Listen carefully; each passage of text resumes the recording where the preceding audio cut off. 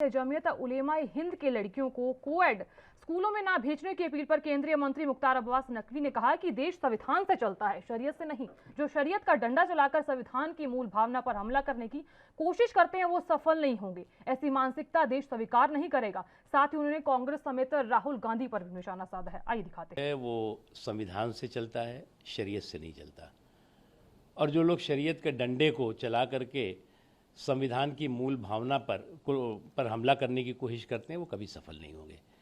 और ये लोग उस तरह की मानसिकता के हैं, ऐसे लोग जो लड़कियों की स्वतंत्रता के ख़िलाफ़ हैं, लड़कियों के एजुकेशन के ख़िलाफ़ है।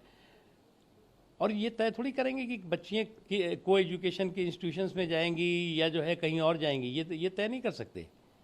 और मुझे लगता है कि इस तरह की विकृत मानसिकता को इस देश ने कभी नहीं एक्सेप्ट नहीं किया है और न कभी।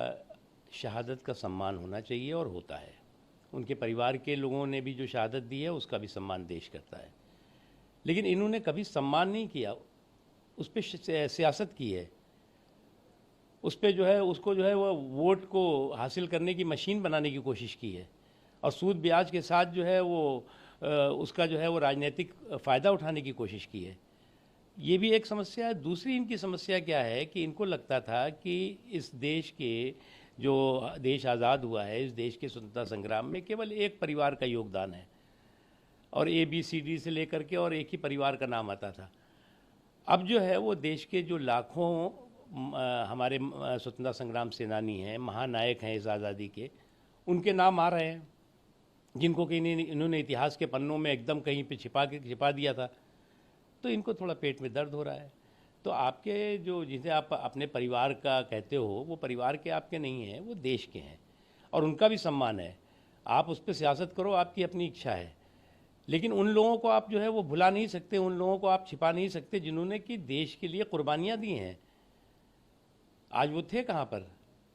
इसलिए इनको चिंता हो रही है कि साहब हमारे अलावा भी कुछ और लोग भी हैं। ये किस पार्टी के और किस विरासत के जो है लोग कह रहे हैं, जो कि 5000 से ज़्यादा दंगों के दबंग हैं, जिनके शासनकाल में हर दिन कभी मलियाना होता था, तो कभी मेरठ होता था, तो कभी भिवंडी होता था, तो कभी भागलपुर होता था, जहाँ पर हज़ारों बेगुनाहों की कत्लेआम होता था। ये वो लोग हमको बता रहे हैं, वो सिखा रहे हैं हमको कि संविधान के अधिकार क्या हैं और सौहार्द कैसे होना चाहिए।